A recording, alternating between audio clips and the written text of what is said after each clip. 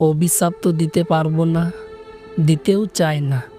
তবে এইটুকু শুধু চাইবো, তোমার মতোই একজন যেন তোমার জীবনে আসে, কথা দিয়ে কথা না রাখুক, ভালোবেসে আগলে না রাখুক, ছেড়ে যাওয়ার শপথ নিয়ে ছেড়ে চলে যাক, স্বপ্ন দেখিয়ে সে স্বপ্ন ভেঙে চুরে একাকার করে দিক। গল্প করতে করতে ভোর হয়ে যাওয়া রাতগুলো দীর্ঘশ্বাসে ভরে উঠুক। তবেই না তুমি বুঝবে তুমি ঠিক কেমন একটা মানুষ। আদৌ মানুষ হয়েছ কি না সন্দেহ আছে। মানব জন্ম পেলেই তো আর মানুষ হওয়া যায় না। মানুষ হতে গেলে মনুষ্যত্ব থাকতে হয়, থাকতে হয় সুন্দর একটা হৃদয়। তোমার তো সবটাই ছিল মিথ্যে অভিনয়ের আশ্রয়। একতরফা অভিনয় হলেও একতরফা তো ভালোবাসাই ছিল। তাই তো তুমি নির্দ্বিধায় এতটা পোড়াতে পেরেছ। অভিযোগ নেই, কোনো অভিশাপও দেব না। জীবনটা ভরে উঠুক তোমার মতোই পেয়ে একজনা। আপনি আগে কী ছিলেন তা বিবেচ্য নয়, আপনি এখন কি হয়েছেন তা সবচেয়ে গুরুত্বপূর্ণ। সে চলে গেছে বলে কাঁদবেন না, হাসুন, কারণ তিনি আপনাকে আরও ভালো কাউকে খুঁজে পাওয়ার সুযোগ দিয়েছে। আপনার ভালোবাসার ক্ষমতা যত বেশি, ব্যথা অনুভব করার ক্ষমতা তত বেশি। সুখের কারণ হও, অংশীদার নয়। সুখের সঙ্গী হও, কারণ নয়। আপনি যদি সৎ হন তাহলে প্রমাণ করার দরকার নেই। পৃথিবী স্বেচ্ছাভাবে মেনে নেবে। আপনার সুখের চাবি অন্য কারোর পকেটে রাখবেন না।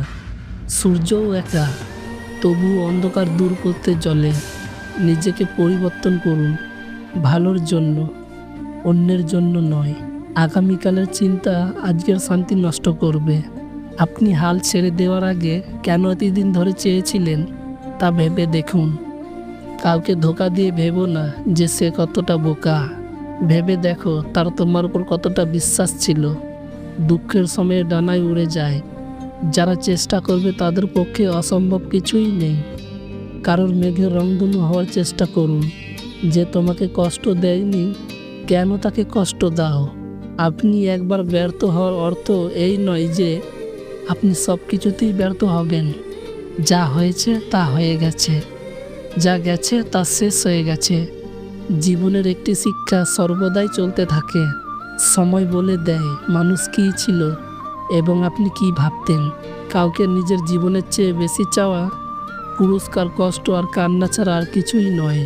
আমিও জানতাম মানুষ বদলায়, কিন্তু তোমাকে সেই মানুষগুলোর মধ্যে গণ্য করিনি।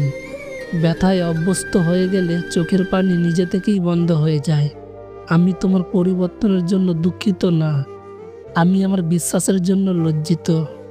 মানুষ কোনো কিছুর মূল্য মাত্র দুইবার বোঝে, পাওয়ার আগে আর হারানোর পর। কখনো কখনো আমরা কারোর কাছে ততটা গুরুত্বপূর্ণ নয় যতটা আমরা বুঝি। কিছু কথা মনের মধ্যে রাখাই ভালো, কারণ আজকাল মানুষ কারোর মনের কথা বোঝে।